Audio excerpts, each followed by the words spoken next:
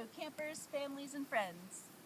It's Sarah with Vin's Nature Camp, and it's hard to believe how quickly this week has flown by, but it's Friday and we're back together again for another round of Campfire Stories. Got your s'mores? We will start, as we always do, with our tradition of weekly reflection. I hope you have a lot of memories to choose from this week. For me, it was a busy week, lots going on, but my favorite memory was getting my little chicks out for their first outdoor adventure in the sun this weekend when the weather was nice and warm. How about you? Pause the video if you want to, think back on everything that's happened this week, and go ahead and share with those around you if you want to. This has been our Dinosaur Week on Vin's video series. If you haven't, check out some of the other videos. You can do your own volcano science experiment or take a virtual tour of Vin's Birds Are Dinosaurs exhibit at our nature center. The dinosaurs that we usually think about, like T-Rex and Brontosaurus, have been extinct for a long time.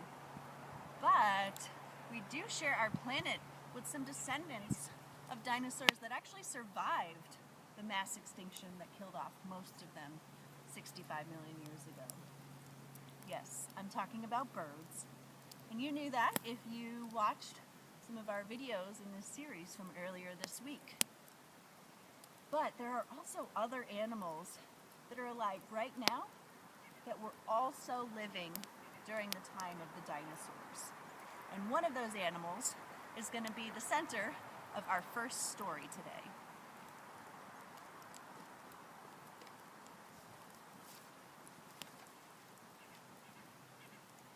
Today's first story comes from the Choctaw people. The Choctaw lived in the southeastern United States, and this story is called The Alligator and the Hunter. There once was a man who had very bad luck when he hunted. Although the other hunters in his village were always able to bring home deer, this man never succeeded. He was the strongest of the men in the village, and he knew the forest well, but his luck was never good. Each time he came close to the deer, something bad would happen. A jay would call from the trees, and the deer would take flight. He would step on dry leaves, and the deer would run before he could shoot. His arrow would glance off a twig and miss the deer completely. It seemed there was no end to his troubles. Finally, the man decided he would go deep into the swamps, where there were many deer. He would continue hunting until he either succeeded or lost his own life. The man hunted for 3 days without success. At noon on the fourth day, he came to a place in the swamp where there had once been a deep pool. The late summer had been a very dry one, however, and now there was only hot sand where there had once been water.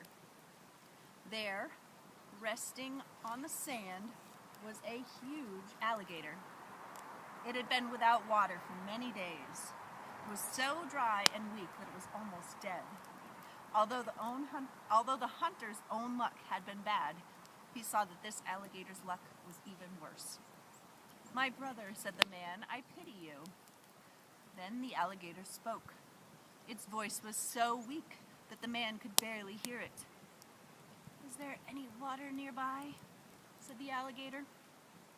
"Yes," said the man. "There is a deep pool of clear, cool water not far from here. It's just beyond that small stand of trees to the west. There the springs never dry up, and the water always runs. If you go to that place, you will survive." "I cannot travel there by myself," said the alligator. "I am too weak. Come close so I can talk to you. I will not harm you. Help me, and I will help you."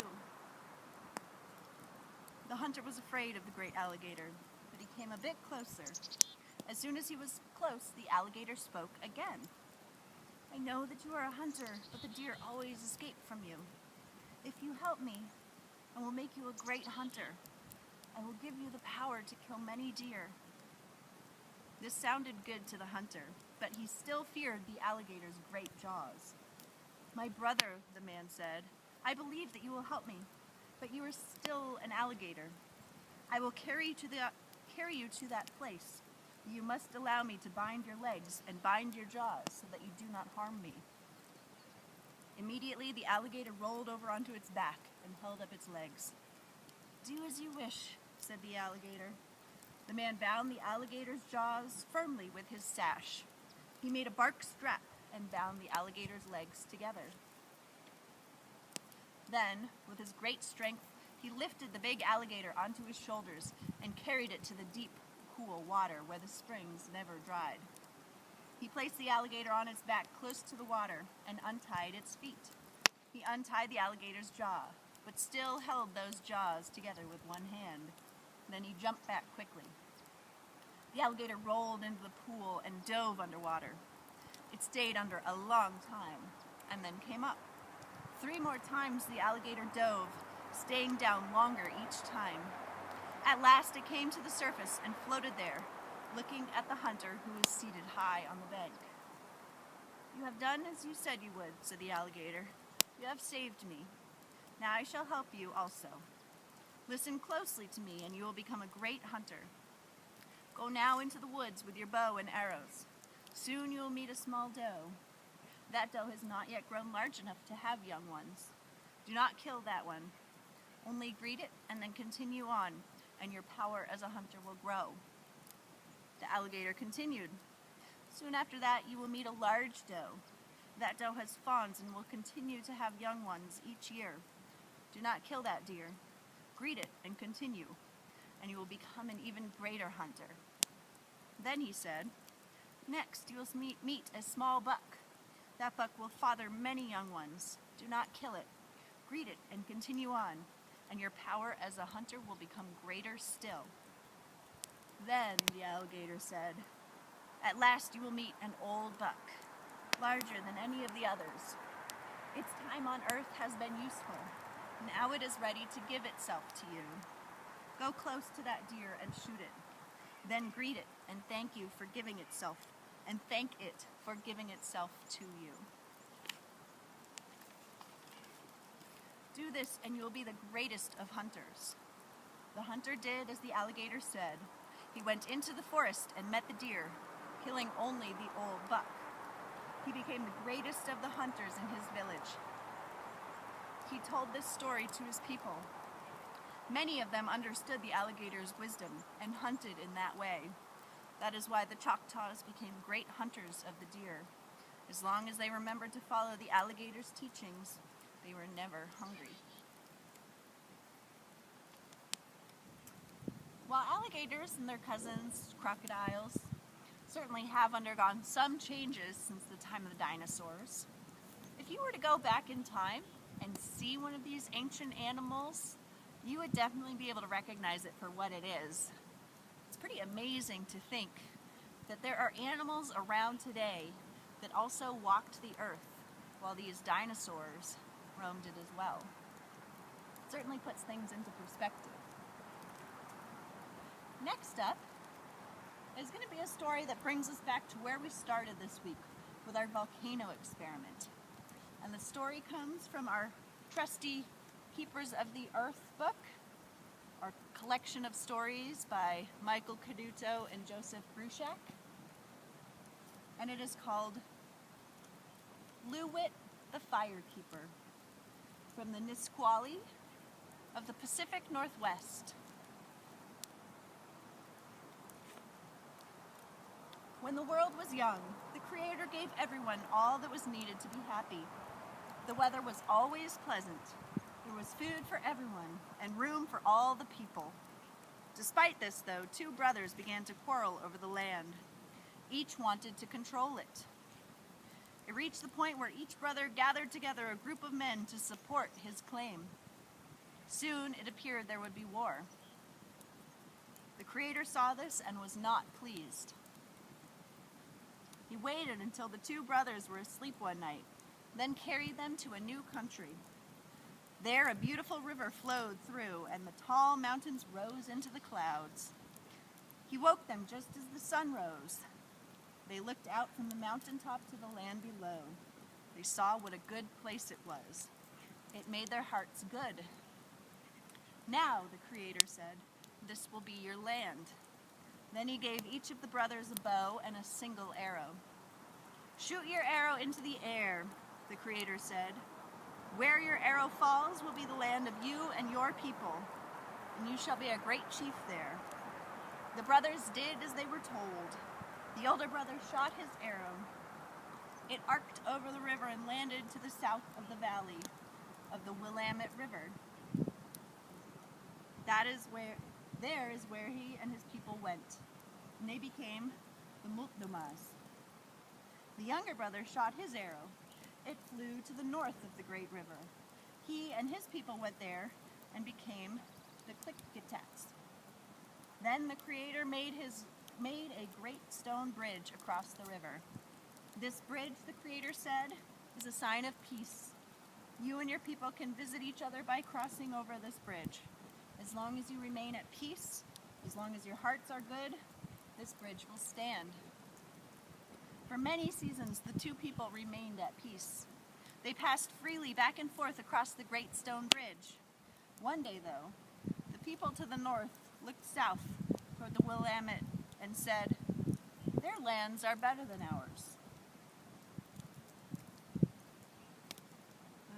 One day, the people to the south looked north towards the Klickitat and said, their lands are more beautiful than ours.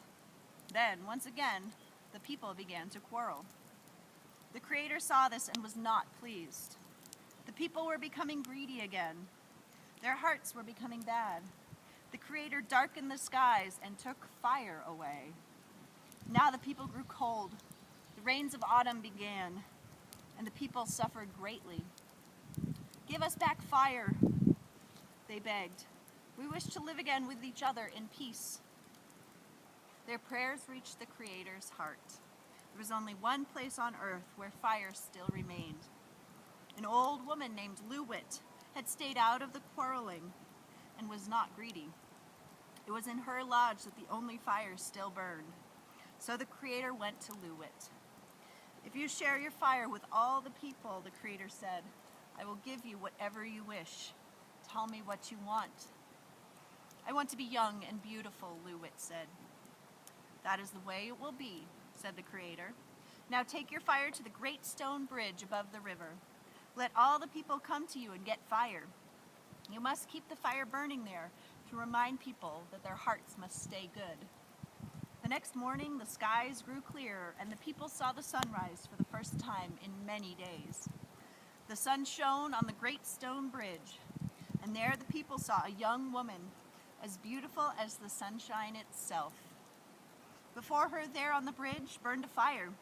The people came to the fire and made up their quarrels. Lewitt gave each of them fire. Now their homes again became warm and peace was everywhere. One day, though, the chief of the people to the north came to Lewitt's fire. He saw how beautiful she was, and he wanted her to be his wife. At the same time, the chief of the people to the south also saw Lewitt's beauty. He too wanted to marry her. Lewitt could not decide which of the two she liked better. Then the chiefs began to quarrel. Their people took up the quarrel, and fighting broke out. When the Creator saw the fighting, he became angry. He broke down the great stone bridge. He took each of the two chiefs and changed them into mountains. The chief of the Klickitat became the mountain we know as Mount Adams. The chief of the Multnomahs became the mountain we know as Mount Hood. Even as mountains, they continued to quarrel, throwing flames and stones at each other. In some places, the stones they threw almost blocked the river between them. That is why the Columbia River is so narrow in the place they call the Dells today. Lewitt was heartbroken over the pain caused by her beauty. She no longer wanted to be a beautiful young woman. She could no longer find peace as a human being. The Creator took pity on her and changed her into a mountain also, the most beautiful of all the mountains. She was placed so that she stood between Mount Adams and Mount Hood, and she was allowed to keep the fire within herself, which she had once shared on the great stone bridge. Eventually, she became known as Mount St. Helens, and she slept peacefully. Though she was asleep, Lewitt was still aware, the people said. The Creator had placed her between the two quarreling mountains to keep the peace, and it was intended that humans, too, should look at her beauty and remember to keep their hearts good and share the land and treat it well. If we human beings do not treat the land with respect, the people said, Lewitt will wake up and let us know that she and the Creator are unhappy. So, they said, long before the day in 1980 when Mount St. Helens woke again. Ancient people never came up with stories about dinosaurs because they never lived with them. But they did have to come up with stories to explain things like volcanoes and other geological events because they didn't have the science that we have today to explain them or even in some cases predict them.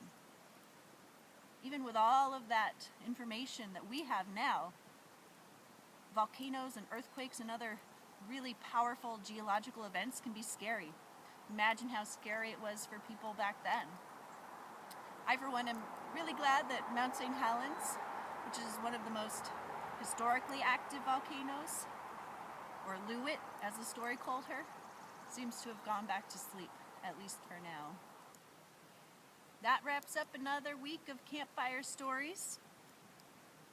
Thank you for joining me. I look forward to seeing you back again next week. Until then, goodbye and happy s'more roasting.